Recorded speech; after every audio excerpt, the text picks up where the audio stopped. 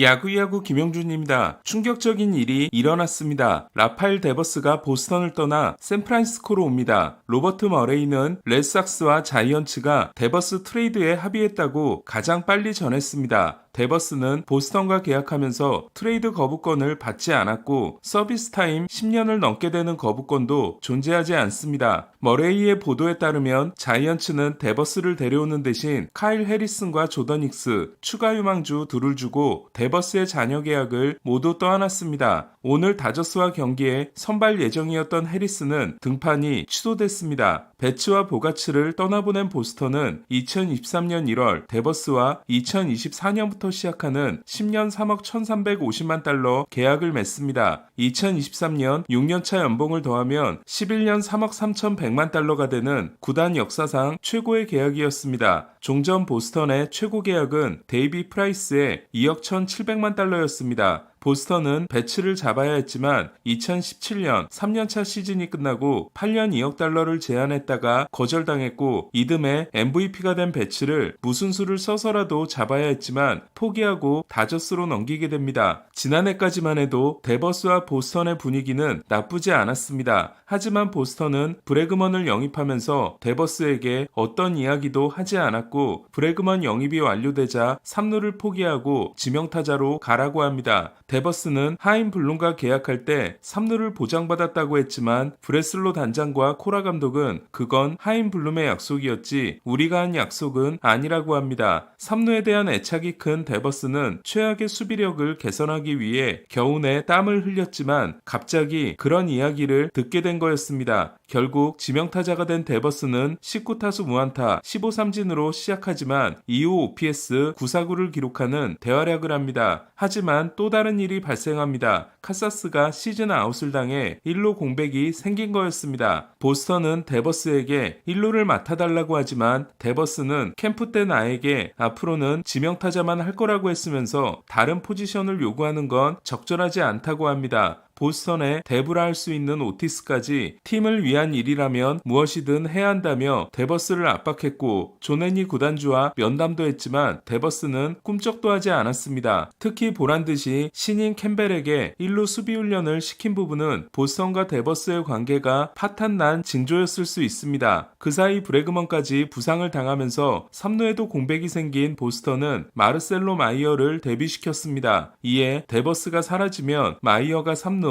캠벨이 2루, 앤서니가 외야에 자리를 잡고 요시다를 지명타자로 쓸 수 있습니다. 하지만 데버스의 공격 비중이 엄청나게 큰 상황에서 전력 손실을 피할 수 없는 결정입니다. 반면 파워히터가 부족한 자이언츠는 엘리트 타자인 데버스를 내년부터 시작하는 8년 2억 5천만 달러 계약으로 영입한 셈이 됐습니다. 또한 디퍼가 포함되어 있기 때문에 계약의 실질 가치는 더 낮습니다. 지명타자 계약이라고 할 수 있고 29세부터 36세를 커버하는 계약이지만 데버스의 공격력을 고려하면 나쁘지 않은 계약입니다. 좌완 선발 해리스는 파이프라인 18위까지 올랐던 기대주지만 아직 좋은 행보를 보이고 있지 못하고 결국 선발 전환에 실패한 힉스는 아까운 선수가 아닙니다. 힉스는 올 시즌이 끝나면 2년 2,500만 달러가 남아있습니다. 같이 보내는 유망주인 외야수 제임스 팁스는 팀 4위 유망주지만 큰 손실이라 볼 수 없고 데버스와 내년에 1루수로 등장할 엘드리지로 좌타 라인을 크게 강화했습니다. 3루수를 하고 싶은 데버스에게 자이언츠는 좋은 팀이 아닙니다. 자이언츠에는 맷 체프먼이 있기 때문입니다. 하지만 데버스가 보스턴과 충돌한 건 3루에 대한 애착보다는 자신을 프랜차이즈 선수로 대접하지 않은 것에 대한 실망이었기 때문에 자이언츠에서 지명타자를 본다고 언해피를 할 것 같진 않습니다. 관건은 페네이 파크를 떠나 망해버린 보가치와 달리 극악의 타자구장인 오라클 파크에서도 데버스가 좋은 타격을 할 수 있겠냐입니다. 데버스는 페네이파크 OPS가 882로 보가치만큼은 아니지만 전체 성적인 858보다는 좋긴 합니다. 하지만 그리 빠르지 않은 타구를 그린몬스터 쪽으로 높게 날려 재미를 크게 봤던 보가치와 달리 워낙 좋은 타구를 날리는 선수이며 소토에 이어 볼넷 2위를 할 만큼 선구안이 크게 향상됐습니다. 어쨌든 보스턴은 데버스와의 관계를 청산하면서 유망주 빅3 시대를 시작한 셈이 됐고, 자이언츠는 큰 손실 없이 최고의 타자 중 한 명을 영입했습니다. 그리고 이 트레이드의 승자는 데버스 공포증이 있는 게리 콜과 데버스에게 당한 게 너무 많은 양키스가 될지도 모르겠습니다. 과연 두 팀의 미래는 어떻게 될까요? 야구야구 김영준이었습니다.